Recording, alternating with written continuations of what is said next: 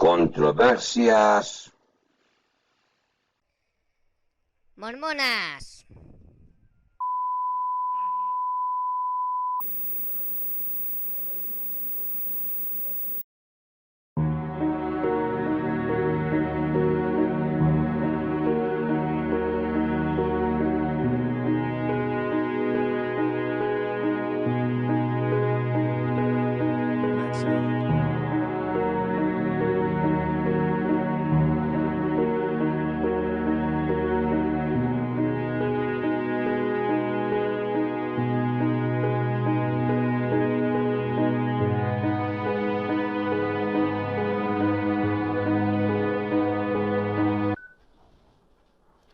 Hola a todos, bienvenidos a Controversias Mormonas. Yo soy el profeta desconocido, o para aquellos que me conozcan, mi nombre es Emanon. Dado que la guerra Ucrania y Rusia aún perdura, mi apoyo incondicional al pueblo oprimido, a esa gran nación que es inocente desde mi punto de vista. I love Ucrania. No quiero proseguir con ese asunto, ya que soy de tanto débil y me pongo enseguida a llorar y no sería justo para vosotros. Así que vamos con el tema de hoy. Mormón, abre la ventana y dame el diezmo. ¿Y por qué este título? Bien, una de mis películas favoritas de la Iglesia Sud era La ventana de los cielos, y recalco, era. Ver a ese anciano cómo sufría por sus hermanos de la Iglesia. ¡Ay, mis hermanos de San Dios! Ante la escasez de agua, ver el dolor de los miembros cuyos campos morían por la falta de agua y... Estando el profeta en San Dios, recibe la milagrosa inspiración, la revelación de que el motivo es que no se estaba pagando el diezmo. ¡Mis hermanos de San Dios! De ese modo los agricultores, los miembros fieles al pagar el diezmo, salvan a la iglesia de la ruina económica y sus campos son bendecidos con la tan preciada y necesitada lluvia. ¡Hermanas! ¡Hermanas! ¡Llueve en San Dios! Me creí al 100% que el contenido de esa película era verdad, y no lo es, mis apreciados oyentes. Pero cómo lloraba y sufría el anciano Lorenzo Snow. Un Oscar para el actor y otro Oscar para el guionista. La realidad es que es cierto que la iglesia tenía dificultades económicas, eso sí que es verdad. Lo que no llovía en esa época, en los años en que se desarrollan los acontecimientos que allí se relatan, verdaderamente en sí tenemos que decir que es falso. Aunque es verdad que había sequía, La verdad es que durante toda la película de la cual hoy os estoy hablando, solo y exclusivamente se centra en ese bien tan preciado y necesitado, es decir, la lluvia del cielo. El diezmo, más que la lluvia del cielo, quiero decir. La verdad es que durante toda la película de la cual hoy os estoy hablando, solo y exclusivamente se centra en ese bien tan preciado y necesitado, más que la lluvia del cielo. Es decir, estoy hablando del diezmo. Y que si uno paga sus diezmos no se va a condenar. No nos habla de ayudar al prójimo, a los necesitados, de ser bondadosos, de ayudarse los unos a los otros, etcétera, etcétera. Qué manera de manipular a la gente, la verdad. Muy sutil, asquerosamente súper manipulante o manipulador. La verdad sobre la película La ventana de los cielos. El sitio de Brigham Young tiene detalles acerca de la producción de esta película. Dice algo verdaderamente revelador. Debido a un programa de construcción excesivo de capillas y otras causas a finales de la década de 1950, estaban nuevamente en una crisis financiera. El obispado presidente le encargó la producción de la película a la Brigham Young Motion Picture Studio para ayudar en una reforma similar a la de 1899, en la que se encargó realizarse una película cuya base fuera el diezmo, y Scott Urenker, espero haber pronunciado bien el nombre, se topó con esta historia en particular. La película tuvo un gran éxito y se pudieron solventar los problemas económicos, así que la película cumplió su finalidad gracias a su trama y contenido tan enternecedor y emotivo. aunque para ser honestos y verídicos con la realidad, no ocurrió de repente. Les llevó unos años, pero por fin pudieron resolver los problemas económicos que tenían. Aparentemente el guión del señor Uerecker se basó principalmente en los hechos redactados por Leroy, hijo de Lorenzo Snow. Un periodista de entonces discute en un artículo las diferencias existentes entre los hechos narrados en la película y los hechos reales que ocurrieron. Entre ellos en que el presidente Snow nunca mencionó nada sobre la lluvia en relación con el diezmo. Es decir, toda esa parte es inventada por la mente del guionista. Resumiendo, para no extenderme demasiado, la promesa de Lorenzo Snow de que si pagaban el diezmo iba a llover nunca ocurrió. Nunca ocurrió. Es una falacia, una emotiva y lagrimal mentira. Además, la película fue una herramienta manipulativa de marketing para lograr o conseguir que los miembros fueran generosos con sus diezmos y ofrendas a fin de que ayudasen a la iglesia a cubrir un agujero de unas deudas que ella misma se había creado al construir tantos edificios innecesarios. La película fue una inspiración increíble para mí, pero lo que la película no hizo fue decir toda la verdad. Como Jay Campana escribe en su obra Las ventanas de luz cielo revisada, una interesante mezcla de realidad y ficción caracteriza el enfoque de promoción de fe de la película.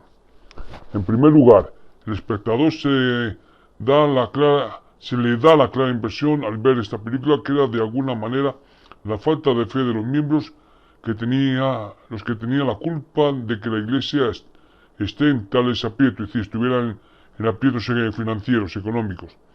En realidad, la mayor parte de la culpa fue el resultado de malas decisiones de manejo dentro del liderazgo de la iglesia en Salt Lake City. Una buena parte del problema, por supuesto, era que el gobierno de los Estados Unidos se había apoderado de la manzana del templo y de todo lo perteneciente a la iglesia cuyo valor era por encima de $50,000 de la época. Pero incluso sin ayuda del gobierno, la jerarquía de la iglesia, antes de que Lorenzo no asumiera el cargo, había creado una enorme cuota de problemas que ahora estaban poniendo la supervivencia misma de la iglesia en peligro. Jay Campana informa: en primer lugar, la iglesia se había gastado más de lo que tenía por algún tiempo. Biffle Woodrow, ansioso por completar el templo de Salt Lake, mientras vivía, había gastado $1 millón para completar el edificio de 4 millones en 1893. Es decir, que quería ver en vida haber terminado el templo. La educación y responsabilidades cívicas también drenaban el presupuesto. La iglesia estaba apoyando a la Universidad de Brigham Young en Logan, la Academia Brigham Young en Provo y el Colegio South en Salt Lake. La depresión nacional a partir de 1893, a través de la segunda mitad de la década, había incrementado el número de los santos en extrema necesidad de asistencia social.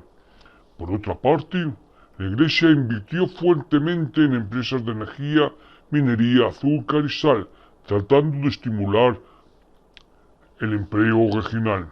Según Mitchell Quinn, la principal causa de endeudamiento de la iglesia era pérdidas masivas en la minería, el azúcar, los bienes raíces, las empresas bancarias y de inversión. Ya en 1893, la iglesia comenzó a pedir prestado para cumplir con sus obligaciones, primero de los presidentes TACA y, finalmente, a instituciones externas como Wells Fargo and Company y el Banco Nacional de la Unión. En segundo lugar, la iglesia mantenía poca supervisión fiscal. Lorenzo Snow se había alarmado al asumir la presidencia al descubrir que no existían controles presupuestarios. Se tomaban decisiones sobre el uso de fondos de la iglesia conforme en función de las necesidades. Es decir, había que pagar esto, se cogía y se pagaba, no miraban si entraba dentro del presupuesto o no. Y esto está en el Journal of Mormon History, volumen 20, número 1, del año 1994. La recolección de diezmos estaba bajando, y había estado bajando desde que el quórum de los 12 había cambiado las reglas sin la autorización de Dios en agosto de 1844, cosa que veremos después, cuando se anunció la exigencia de una décima parte de todas las posesiones que uno tenía cuando se bautizaba, otra décima parte de todas las posesiones al llegar a Utah y una décima perpetua posteriormente cada año, es decir, de manera constante cada año. Es decir, que tenía que pagar todos los años una décima parte. Muchos miembros contribuyeron solo lo que podían pagar y un buen número solo se rindieron y dejaron de intentarlo por completo. Y, por supuesto, había un poco de apropiamiento de los excedentes de los diezmos por parte de los apóstoles para su uso personal. La iglesia estaba en necesidad de una reforma de diezmo y Lorenzo Snow era la persona correcta en el momento adecuado. Lorenzo Snow canceló la obligación de dar una décima parte de la propiedad cuando uno se bautiza. A partir de entonces, el diezmo consistiría en una décima parte de los ingresos anuales. Y sí, todo el mundo en el momento sabía que lo que significaba ingresos. El pago de los diezmos aumentó inmediatamente y de forma espectacular. Él instituyó estrictos controles y supervisión para eliminar la costumbre de los apóstoles de apropiarse parte de los fondos. Es decir, a partir de Lorenzo Snow ya los apóstoles ya no podían usar los diezmos. Por supuesto, nada de eso se menciona en la película. El guionista se tomó la licencia poética para plasmar en la película la idea de que Lorenzo Snow llamó al pueblo de San George al arrepentimiento por holgazanear en sus pagos de diezmos. Por el contrario, de acuerdo con informes periodísticos, sus palabras fueron principalmente elogios a la gente de San George, de esa sección del país, por sus diezmos y ofrendas, llamándoles los mejores diezmadores y más fieles en su participación de la iglesia. Y se puede ver en el mismo libro que hemos mencionado antes, página 63.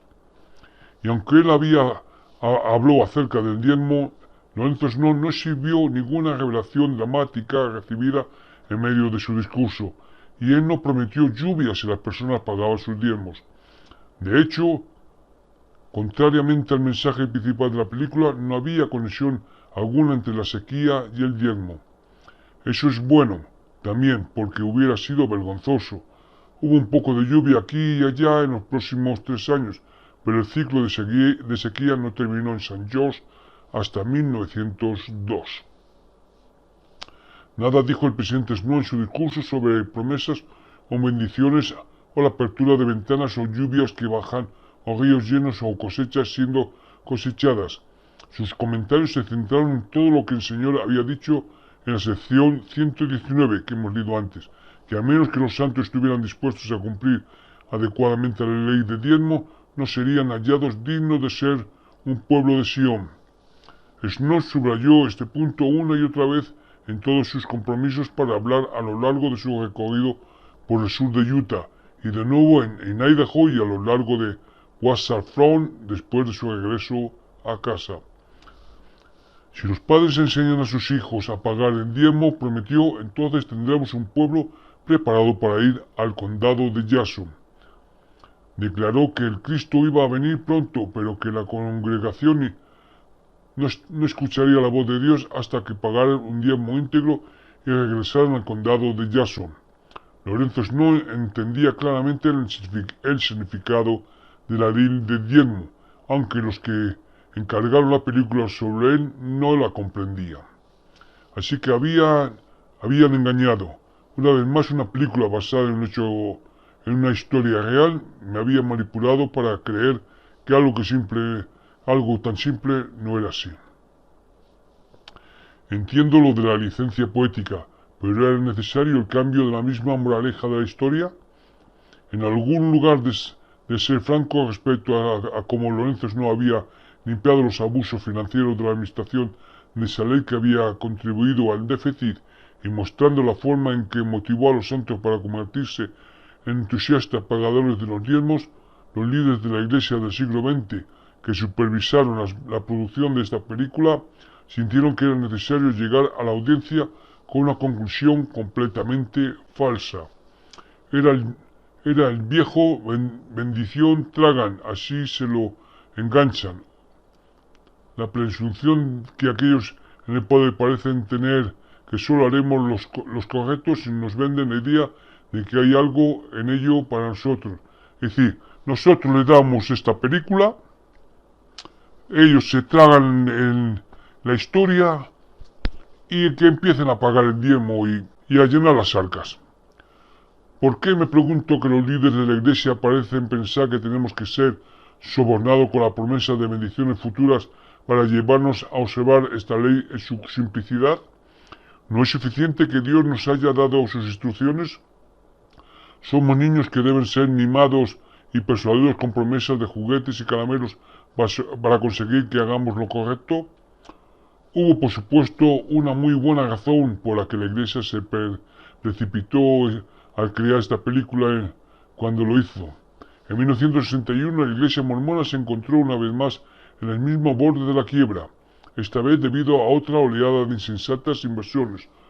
Lo único que podía salvar la Iglesia era ahora más de que los miembros diezmaran todo el dinero que entrase y hacerlo de manera lo más sutil y rápido que pudiera poseer. ¿Qué mejor manera de recaudar los fondos necesarios que programar proyecciones a nivel de toda la Iglesia de una película diseñada para inspirar a los miembros a abrir sus billeteras y carteras como nunca antes? Pero en vez de contar la historia verdadera, lo que habría sido inspirador por sus propios méritos, los hermanos querían asegurarse, y los líderes, de que los miembros se les diera una promesa que el Señor mismo nunca dio. Si usted nos apoya, usted será recompensado. Me pregunto por qué es que en cada conversación que escucho acerca del diezmo de los hermanos, el orador parece pensar que no voy a responder a menos que él cuelga una zanahoria delante de mí. Constantemente nos prometen bendiciones si pagamos el diezmo, y últimamente han estado insinuando que si pagamos más de la 10ª parte podemos esperar más bendiciones. Casi cada vez que escucho una charla sobre el diezmo, el discursante está amañando o prevaricando con el fin de atraerme a la obediencia. Y si usted no cree que algunos de los hermanos están por encima de la mentira pura y simple a fin de tergiversar la ley del diezmo, entonces le sugiero que eche un vistazo a los antecedentes de la historia del diezmo. Yo no sé ustedes, pero para mí simplemente tener el deseo de hacer la voluntad del Señor es suficiente incentivo. Yo no debería tener que ser sobornado y mimado a lo largo. Sí, una vez tras otra. No es de extrañar que haya una oleada de cinismo dentro de la Iglesia acerca de todo esto. Y si rascas a un mormón, probablemente encontrará un sinfín de cuentos de privación y promesas rotas debajo. Ahora para otra reforma de diezmo. Lorenzo Snow odiaba las deudas y odiaba que la Iglesia estuviera en deuda. Él mismo no tenía ninguna responsabilidad por los antiguos años de despilfarro de la Iglesia, pero él fue el primero en admitir que los líderes de la Iglesia en su conjunto fueron en gran parte responsables por el desastre de su tiempo. Lorenzo Snow presidió la limpieza en la sede de la Iglesia, iniciando lo que se ha llamado una reforma del diezmo. Como los miembros reafirmaron hacer su parte, Lorenzo Snow hizo que los libros fueran transparentes. A los miembros se les daba una explicación completa cada mes de abril en cuanto a él para que sus diezmos estaban siendo... Es decir, se les daba una cuenta cada mes de transparencia mostrando en qué se usaban los diezmos y para que pudieran expresar su aprobación y dar su consentimiento exigido en doctrinas y convenios en las secciones 26 y 104. Esta práctica de transferencia financiera continuó hasta finales de 1950, cuando un imprudente y vergonzoso derroche de dinero del primer consejero Henry Moyne llevó a la Iglesia una vez más al borde de la quiebra. El revelador fue solo cuando se descubrió que puede que no haya suficiente dinero disponible para pagar la nómina de los 12 que, de repente, aguzaron sus oídos y empezaron a prestar atención. Ojo, vuelvo a repetir lo que he dicho, lo voy a decir despacito. Es revelador. Fue solo cuando se descubrió que puede que no hubiera suficiente dinero disponible para pagar la nómina de los 12, es decir, del quórum de los 12, que de repente aguzaran sus oídos y empezaron a prestar atención. Desde entonces, el liderazgo en Salt Lake se ha negado obstinadamente a revelar información financiera a los miembros, escondiéndose detrás de la excusa de que, siendo el dinero del Señor, no debería preocuparse a los mansos y humildes miembros acerca de cómo el Señor decide gastarlo. Y si alguno quiere saber un cuánto más o menos cobraban por esa época, yo les remito a que vean el vídeo de pesquisas mormonas en el que se habla acerca de el salario de los apóstoles. En ella se verá un documento en el cual es del año 1955 o 1956, en el que está detallado todos los gastos y en ello está incluido cuánto se les daba o cuánto se gastaba pagando a los líderes de la iglesia, decía, la presidencia de la iglesia, el quórum de los 12 y el obispado presidente, creo que eran los que cobraban y lo que figuraba allí. Bien, pues continúo. Durante más de un medio siglo y en desafío directo a las claras instrucciones de Dios, el liderazgo de la iglesia ha mantenido a la membresía, las mismas personas que proporcionaron los diezmos en el primer lugar, completamente en la oscuridad en cuanto a cómo se utilizan esos diezmos. Los que tienen el control de los fondos siguen siendo responsables solo ante sí mismos. Pero los fondos de la iglesia no son la propiedad especial de los líderes, sino que pertenecen a la comunidad de la iglesia en su conjunto. Solo son mantenidos en fideicomiso por los dirigentes, que han recibido la orden específica a no mantener los registros financieros de la iglesia como un secreto para los miembros. Como Paul Toscano, es editor asociado de la revista Leona, escribió allá por 1991. Es probable que se les diga que si creemos que nuestros líderes son llamados por Dios, entonces, ¿por qué no confiamos en ellos la riqueza de la iglesia? Esta cuestión, sin embargo, puede dar la vuelta. Si somos el pueblo de Dios, ¿por qué no podemos ser de confianza con una reedición de las cuentas? Es decir, ¿por qué se nos muestran las cuentas? La confianza, sospecho, no es el verdadero problema aquí. El tema es el control. Los líderes de la iglesia son como muchos de nuestros padres y su generación que creen que sus hijos deben saber poco o nada sobre las finanzas de la familia. El problema con este punto de vista es que nuestros líderes no son nuestros padres. Tenemos padres celestiales. Nuestros líderes no son nuestros hermanos mayores, quienes al parecer están tentados de generar políticas que tienden a adormecer a muchos de sus hermanos y hermanas más condescendientes en autocomplacencia, inexperiencia y dependencia de una manera poco saludable.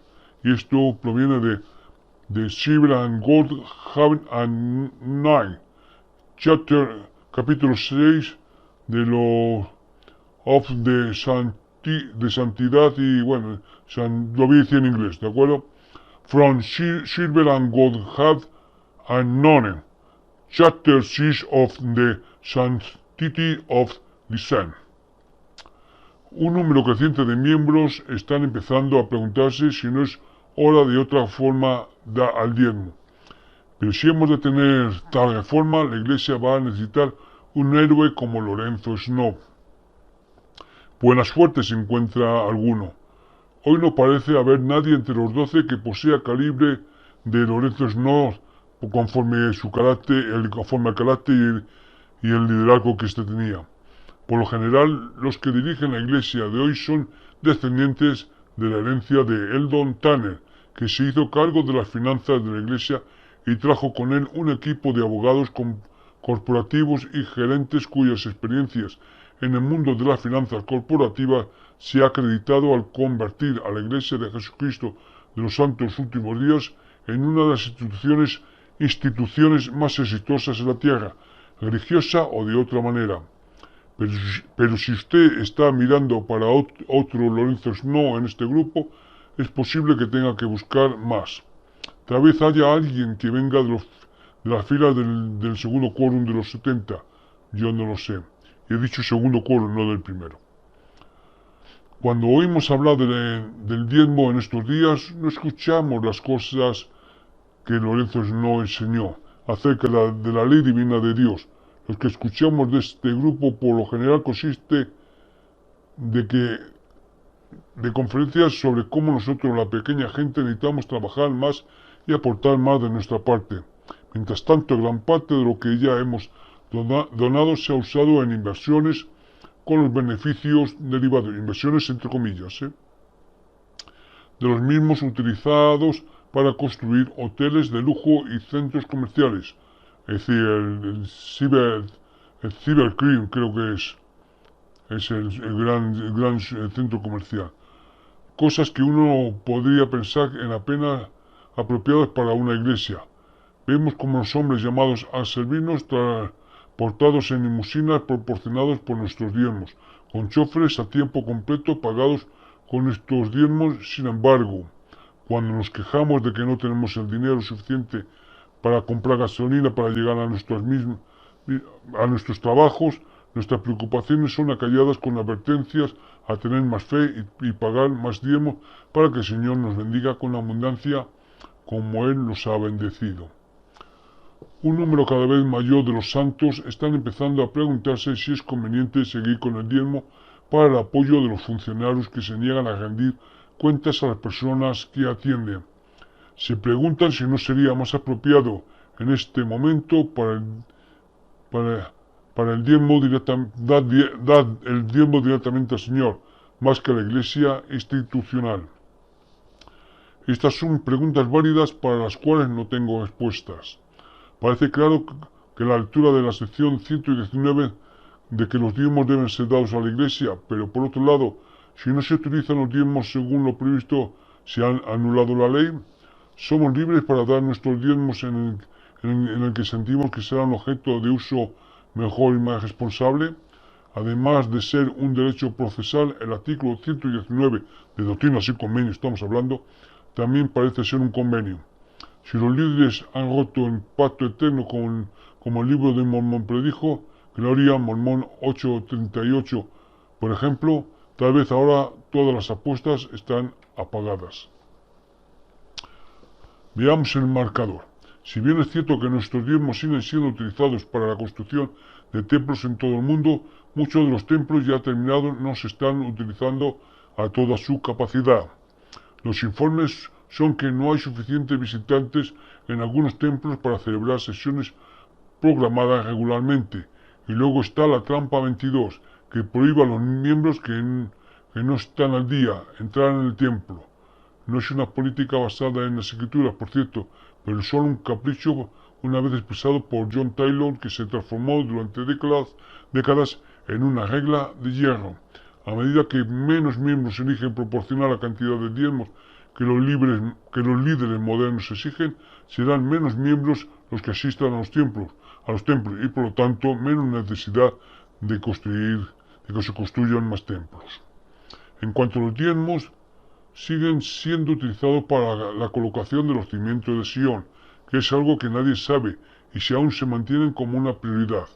Una vez más, una cosa que sabríamos si tan solo los líderes nos proporcionaran un informe anual. Lo que sí sabemos es que los miembros que viven en otros países están instruidos para no congregarse en Sion, a pesar de la necesidad imperiosa de hacerlo en un artículo fundamental de nuestra fe. No hay mucha duda acerca de si algunos de nuestros diezmos van a pagar las deudas de la presidencia de la Iglesia. Según toda esa experiencia, los diezmos parecen cubrir eso y algo más. Conozco personalmente a varios miembros devotos que siguen reconociendo la importancia de pagar un diezmo fiel, pero no se sienten obligados a entregar los diezmos a la Iglesia. Eligen, en lugar de en lugar de ello, desembolsar sus diezmos donde sientan que el dinero va a hacer un mejor bien.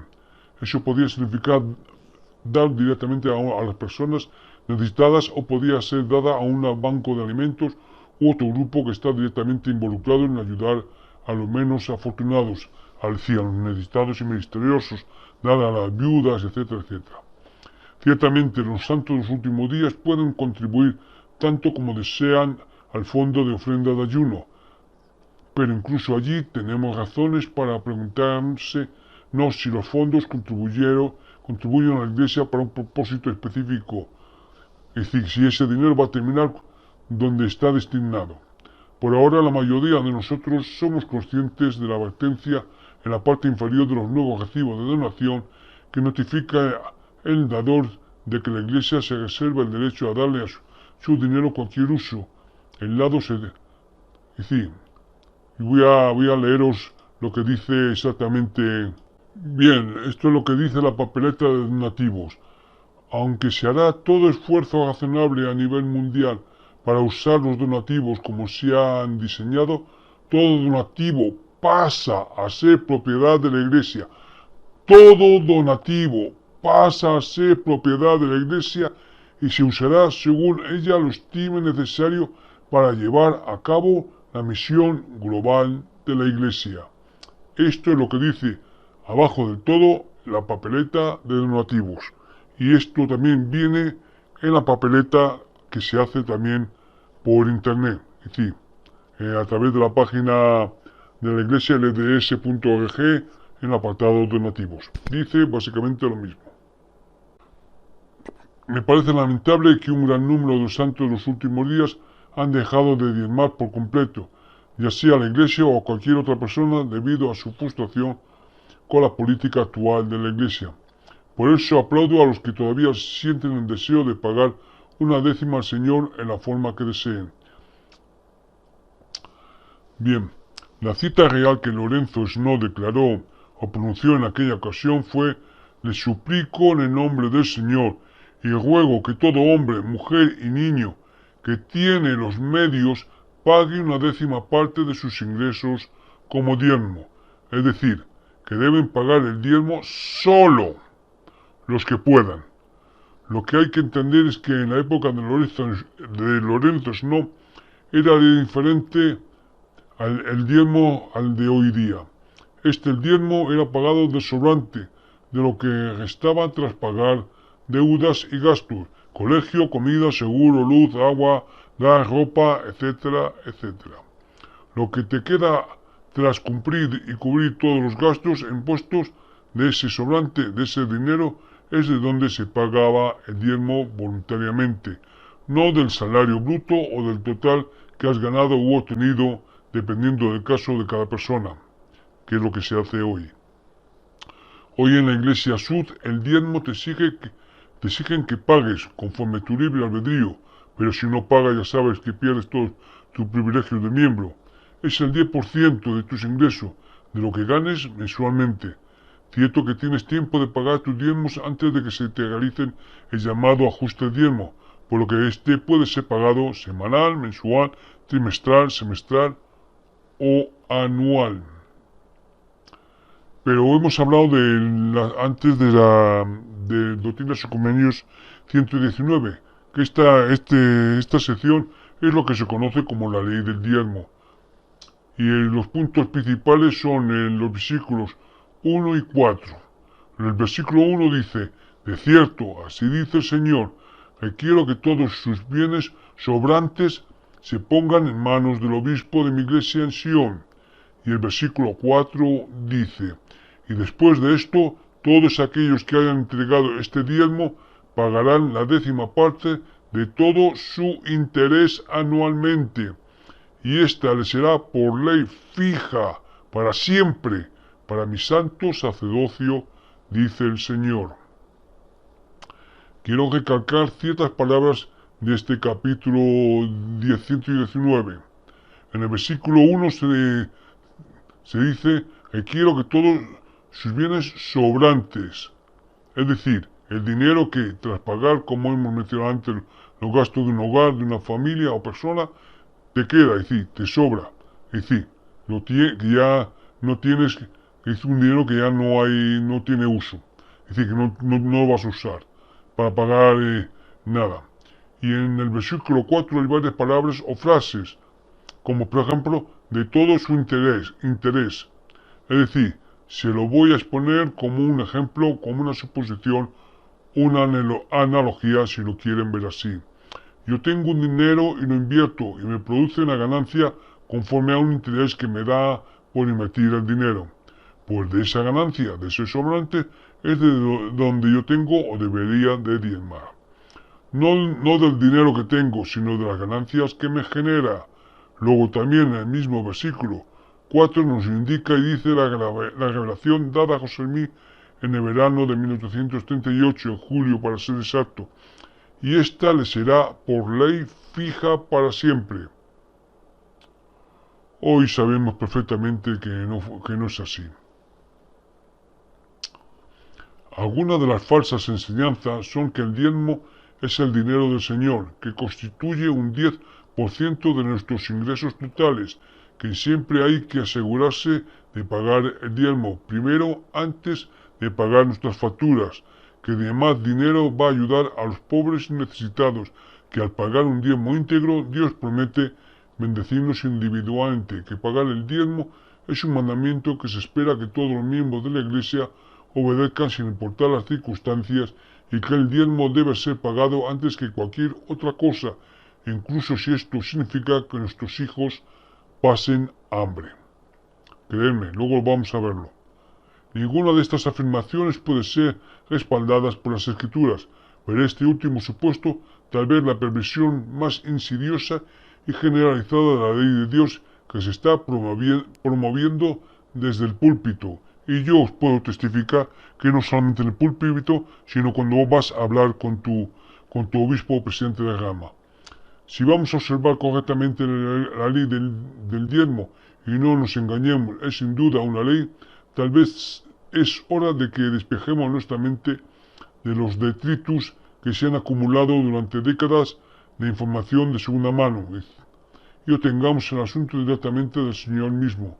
Después de todo, ¿cómo podemos decir que entendemos una ley que ni siquiera hemos leído? Con ello nos estamos refiriendo a Malaquías, que muchos nos habla, robará el hombre a Dios, pues vosotros me habéis robado, bueno, etcétera, etcétera, y nos dicen que eso es referente a nosotros, vosotros me robaréis a Dios, pero en Malaquías esto no es así, es decir, hay que entender que lo que se está hablando aquí no era ellos, sino a los que custodiaban los diezmos. Entonces no se lo estaba diciendo al pueblo, que el pueblo es el que estaba dando las ofrendas, se lo estaba diciendo a los que custodiaban esas ofrendas. Entonces están usando una escritura para manipular a los miembros, cuando esa escritura no es exactamente que esté reprochando a los miembros que no están pagando el diezmo, sino que estaba reprochando a los que custodiaban las ofrendas. Y estaba diciendo devolver lo que habéis robado, devolver lo que habéis cogido. Pero no está diciendo a los miembros, a la gente y al pueblo que estaba robando. Vamos a ver la evolución del diezmo en la Iglesia Sur. Y esto viene de un informe que hizo Mitchell Quinn, que ya hemos hablado antes, y que lo podéis ver en The Mormon y Hierarchy Extension de Poder. Bien, desde 1831 el obispo Sud Edward Partridge y sus consejeros habían presidido sobre todos los mormones en Missouri, que había igualdad de estatus con la sede de la iglesia en Ohio. Esto se puede ver en Doctrinas y Convenios, en Historia de la Iglesia, etcétera, etcétera. ¿Quién era Edward Partridge? Que fue un obispo que fue encargado de custodiar y vamos, ¿cómo decirlo? Sí, de custodiar los bienes de la Iglesia. En diciembre de 1837 definieron el diezmo como el 2% del patrimonio neto de una persona, después de deducir las deudas. Al creer que el diezmo voluntario es mejor que los impuestos forzados, el obispado de Missouri lo definió como 2 centavos por dólar o una quincuagésima parte de lo que valemos después de deducir lo que debemos. Hasta 1908 a los mormones se les permitía pagar el diezmo en mano de obra, propiedad personal, ganado y producto, además de dinero en efectivo. Es decir, que hasta 1908 a los miembros de la iglesia se les permitía pagar en especies, es decir, si no tenías dinero podías dar animales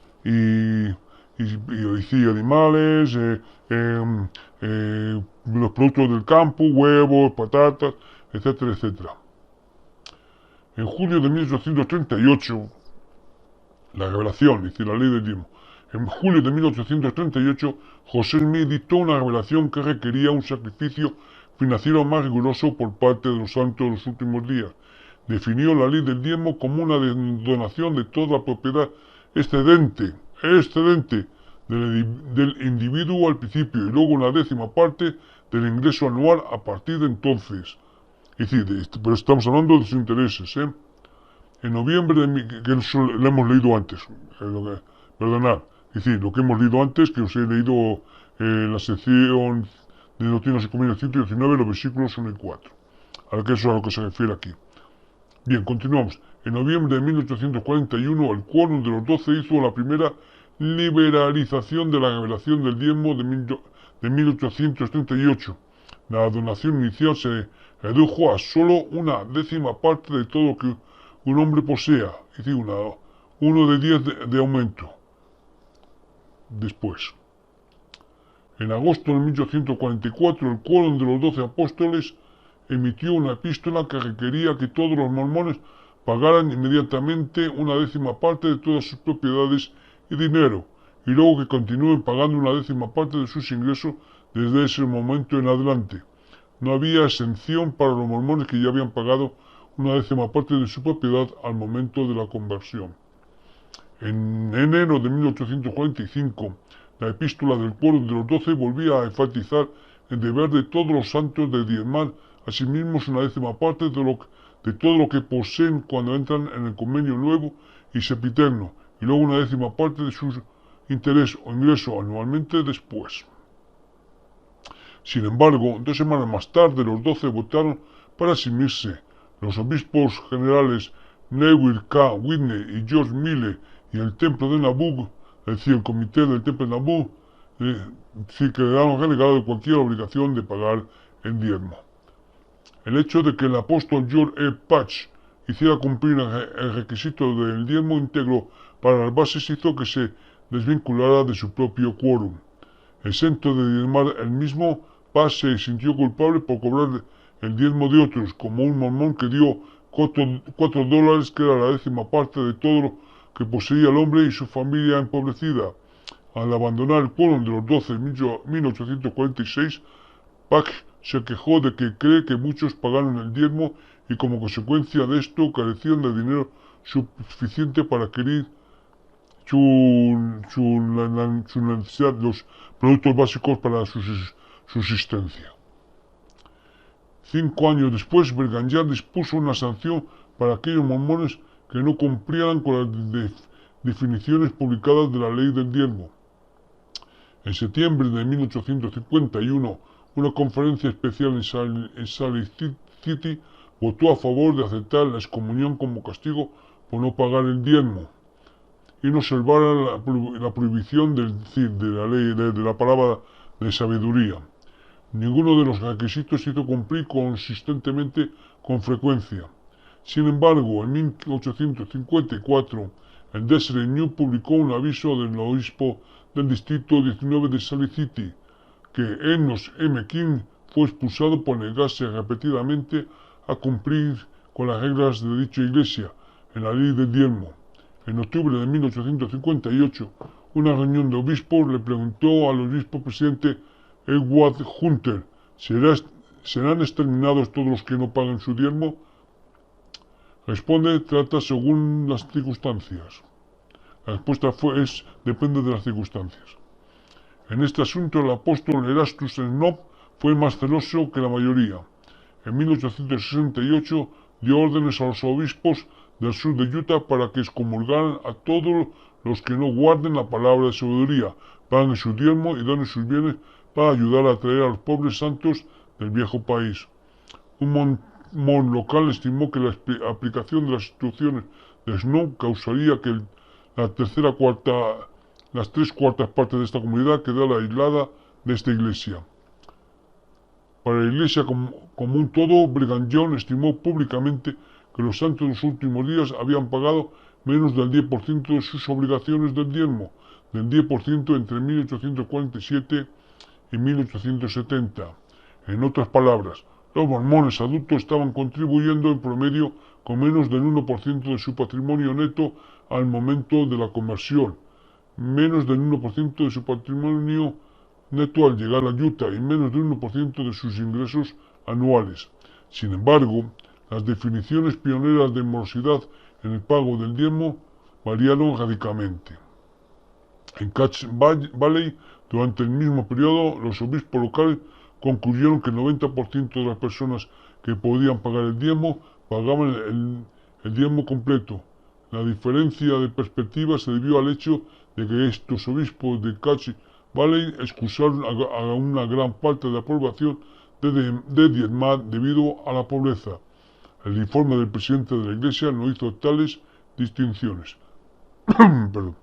Después del anuncio del presidente John sobre la morosidad en el pago del diezmo, las autoridades generales sud dieron sermones para recordar a los miembros de la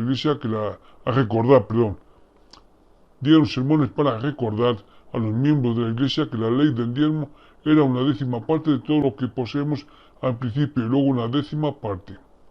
El apóstol Erastus Snow incluso volvió a invocar el requisito original de la revelación de 1838 de donar todas las propiedades excedentes al principio. Estos sermones fueron esfuerzos inútiles para revertir una tendencia de incumplimiento financiero del siglo XIX. De lo contrario, los mormones fieles se marchitaron ante una abrumadora obligación de diezmar. John dijo a la Conferencia General de octubre de 1875, que ni él ni nadie más había pagado jamás su diezmo tal como fue revelado y entendido por él en doctrinas y convenios. John Taylor trató de aumentar las donaciones de la iglesia liberalizando la ley del diezmo por primera vez desde 1841. En el 50º aniversario de la organización de la iglesia, declaró un año de jubileo bíblico en el que perdonó la mitad de los diezmos atrasados y la mitad de las deudas adeudadas al Fondo Perpetuo para la Inmigración. Después de que el año de jubileo de 1880 no logró traer la mitad no perdonada del diezmo atrasado, el presidente de la iglesia ofreció un enfoque del diezmo del palo y la zanahoria en 1881. El 8 de enero de 1881, Taylor dijo que no le importaba si los mormones pagaron una décima parte de la propiedad de los recién llegados a Utah como lo requiere Brigham Young. Sin embargo, el secretario de diezmos del obispado presidente registró que, por moción del presidente Sud, los poseedores del sacerdocio reunidos votaron unánimemente para mantener el requisito. En una conferencia en abril de 1881, el presidente Taylor instruyó a los presidentes de estaca que los miembros de la iglesia ahora deben ser pagadores de diezmos para tener recomendaciones para las ordenanzas del templo. Lo hemos mencionado también antes. Los primeros requisitos de diezmo del mormonismo dan mayor importancia a la cantidad de inmigrantes en Utah antes de 1881 y a la cantidad de conversos sud antes de 1899. A nivel personal, cualquier mormón que pagó un diezmo completo, según las definiciones del siglo XIX, como el hombre que dio los $4 en 1845, merecían asombro y veneración. Luego, en mayo de 1899, Lorenzo Snow anunció públicamente una revelación que limitaba la ley del diezmo a una décima parte del ingreso anual sin pago masivo al momento de la conversión. Como presidente de la Iglesia Sud, Snow es mejor conocido por su énfasis en la observancia de esta nueva definición de diezmo. Esta fue la última liberalización de la revelación de 1838 sobre el diezmo. Desde entonces hasta el presente, a los mormones se les ha permitido decidir si pagar el diezmo sobre sus ingresos brutos o netos. Pero recordad, si no pagáis, no tenéis la recomendación para el templo ni los privilegios de miembro. El anuncio de Lorenzo Snow fue sin duda la causa de un aumento significativo en el porcentaje de mormones que pagaban al menos algo de diezmo. En 1890, el 17,2% de los miembros de la estaca Sud habían pagado algún diezmo, y el porcentaje rondaba el 15% durante 7 años. En 1898, el porcentaje de miembros de la estaca que pagaban algo de diezmo era solo un 1% más alto que en 1890. En 1899, el año del anuncio de Lorenzo Snow, el número de personas que pagaban el diezmo en las estacas saltó al 25,6%. A principios de 1900, el presidente Snow le pidió al obispo presidente que preparara una lista de los que no pagaban el diezmo, y había alrededor de 10.000 nombres en el registro. Snow les dijo a los apóstoles que la falta de pago del diezmo era peor que las prohibiciones de la palabra de sabiduría contra el tabaco y el alcohol. Hacía mucho tiempo que había pasado cuando las autoridades generales estaban exentas de la obligación de pagar el diezmo, y un apóstol se sorprendió al saber que el nombre del apóstol John W. Taylor está en la lista de personas que no pagaban el diezmo. En abril de 1910, el presidente de la Iglesia anunció que era necesario cumplir con esta ley del diezmo muy reducida a fin de tener recomendaciones para el templo. Este anuncio de 1910 fue una reencarnación del anuncio de la primera presidencia de 1881 mal aplicada. Desde 1910, los obispos y los presidentes de estaca han prestado mayor atención al requisito del diezmo para las recomendaciones para el templo. Las expectativas más altas de cumplimiento del diezmo fueron posibles porque los mormones del siglo XX lo han tenido fácil con respecto a sus obligaciones de diezmo en comparación con los mormones del siglo XIX. Los informes anuales no enumeraban regularmente el número de asalariados ni mostraban consistentemente el porcentaje de asalariados que realmente pagaban el diezmo. Los 54.346 pagadores del diezmo completo en 1910 era un porcentaje mucho mayor, aunque no cuantificable, de los asalariados entre los santos de los últimos días en las estacas de ese año. Por ejemplo, al año siguiente, el 59,3% eran pagadores de diezmos íntegros del total de asalariados. Asimismo, el porcentaje más alto, 28,9%, que pagó algún diezmo en ese cuarto siglo ascendió a 74.625 pagadores de diezmo en 1901. Eso tuvo que ser un récord impresionante para los asalariados mormones en las estacas de ese año, por la tasa más baja del pago de diezmo durante ese cuarto de siglo fue del 20% de la población total de la estaca en 1915. En ese año, el 73% de los asalariados pagaron al menos algo de diezmo. Las donaciones de diezmo del óvalo de la viuda a la abundancia del hombre rico siempre han sido la fuente esencial de los ingresos de la Iglesia Sud.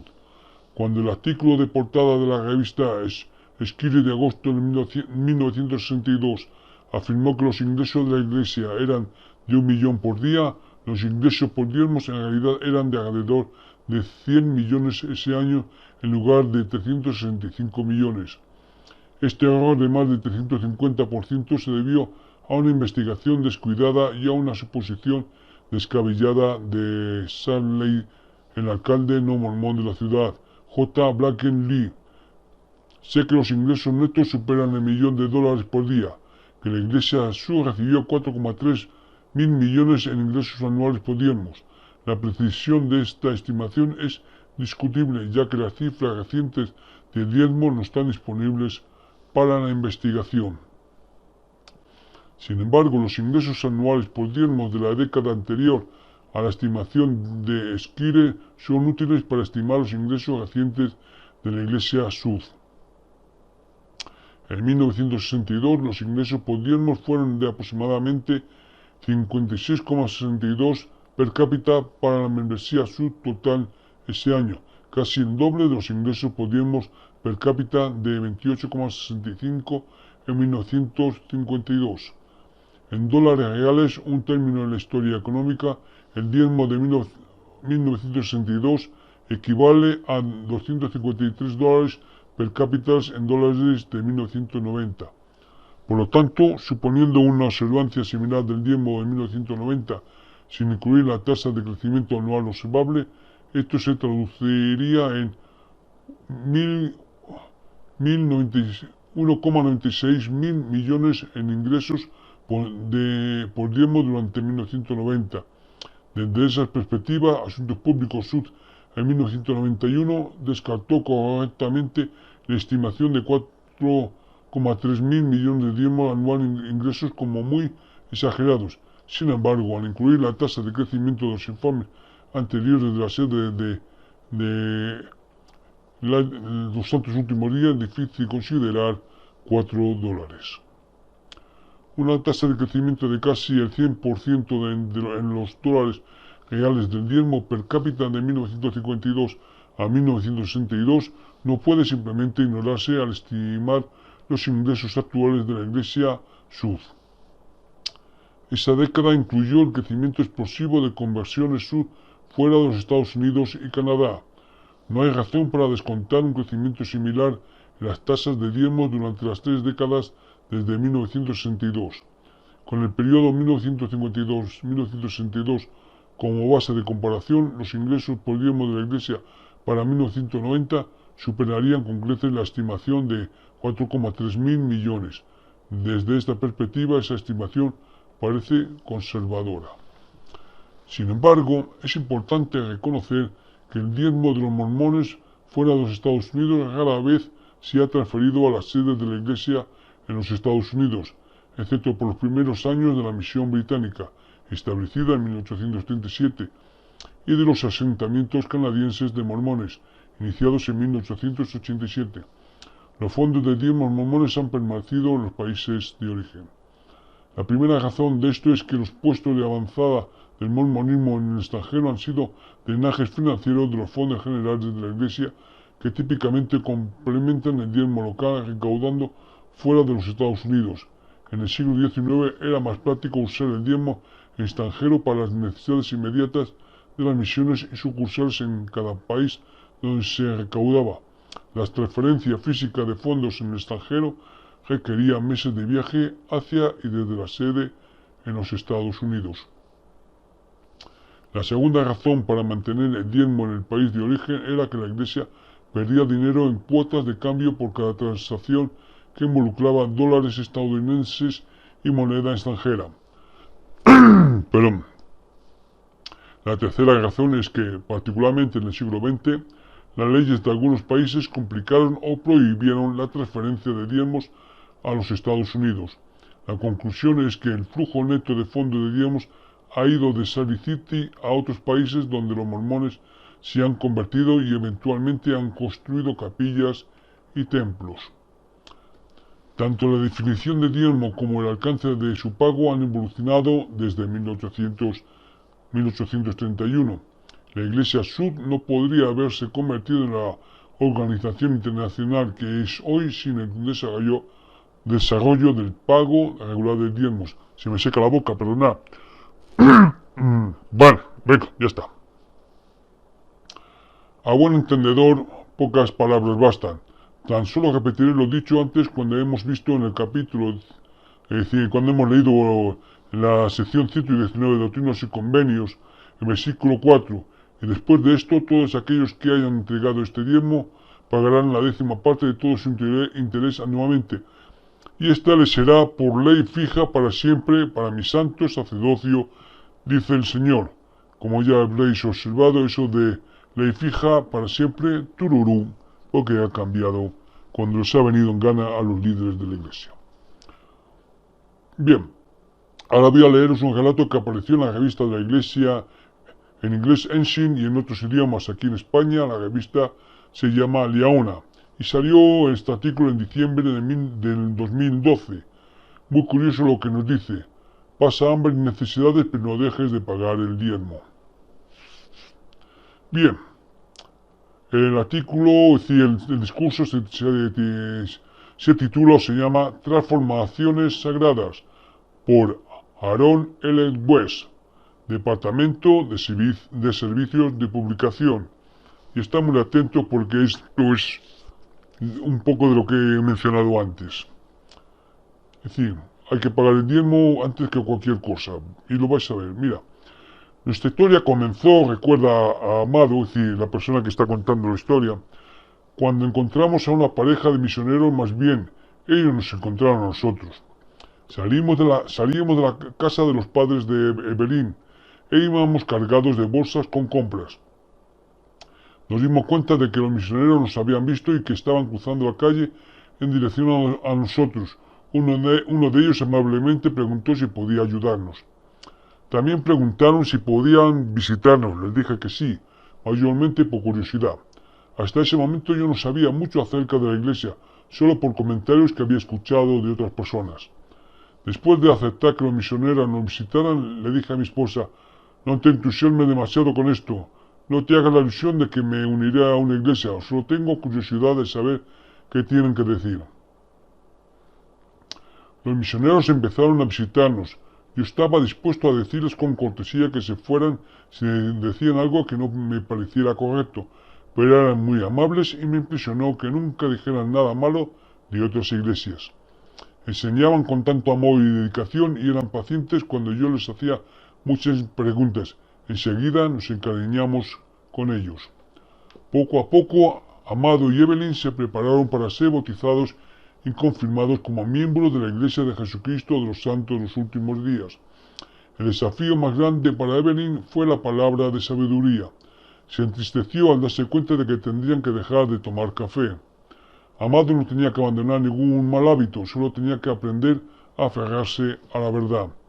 Él creía que lo que los misioneros le enseñaban, incluso reconocía muchas doctrinas y prácticas que él y su esposa habían sentido que faltaban en otras iglesias, tales como la familia es eterna y el bautismo por muertos, así como la hermandad y organización que existía en la iglesia. Sin embargo, no se decidía a hacer el compromiso de bautizarse. Le preocupaba la idea de unirse a la iglesia para luego descubrir que había tomado la decisión equivocada. ¿Y qué razón tenías? Esas inquietudes pronto desaparecieron, vaya. Evelyn oró pidiendo ayuda para sobreponerse a su hábito de tomar café y dijo, no voy a permitir que esto me impida recibir bendiciones. Después de 2 meses de indecisión, Amado se comprometió a bautizarse. Ahora, según cuenta Evelyn, con frecuencia él dice, tenemos que abrazar la doctrina. Amado, Evelyn y Mitchell fueron bautizados y confirmados a comienzos de junio del 2011. Desde el momento en que nos bautizamos, dice Evelyn, sentí que todo comenzaba a cambiar. Mi familia estaba unida en la iglesia. Habíamos encontrado el Evangelio restaurado. Desde entonces hemos tenido pruebas y enfermedades, pero nuestro Padre Celestial ha derramado muchas bendiciones sobre nosotros. Amado indica, el primer cambio que noté fue la unión en nuestra familia. No es que antes nos lleváramos mal, pero empezamos a ser más unidos. Las doctrinas del Evangelio nos ayudaron. A medida que los líderes de la iglesia nos enseñaban cuán sagrada es la familia, empezamos a pensar más en el valor que debíamos darle a la nuestra. El obispo de la familia Vigil, César Orellana, también vio cambios en la vida de ellos. Después de su bautismo, Amado se acercó al obispo Orellana y le dijo, queremos pagar el diezmo, pero no sabemos cómo se hace. El obispo Orellana le explicó que el diezmo era el 10% de los ingresos, de todo lo que ganaba. Amado estaba un poco preocupado, ya que en ese entonces Evelyn tenía trabajo, pero él no. El dinero nunca nos alcanza, le explicó a Amado al obispo, pero queremos pagar los diezmos. El obispo Orellana le respondió, hermano, el Señor ha hecho muchas promesas. Leyeron juntos pasajes de las Escrituras referente a las bendiciones que provienen de pagar los diezmos fielmente, incluso la palabra del Señor por medio del profeta en Malaquía. Aquí estamos con Malaquía. Traed todos los diezmos al alfolí, y probadme ahora en esto, dice Jehová de los ejércitos, si no os abriré la ventana de los cielos y derramaré sobre vosotros bendición hasta que sobreabunde. Malaquías 3:10. Repito, el pasaje de Malaquías no se refiere a que los miembros, es decir, la gente, el pueblo le había robado, sino los que custodiaban los diezmos, las ofrendas.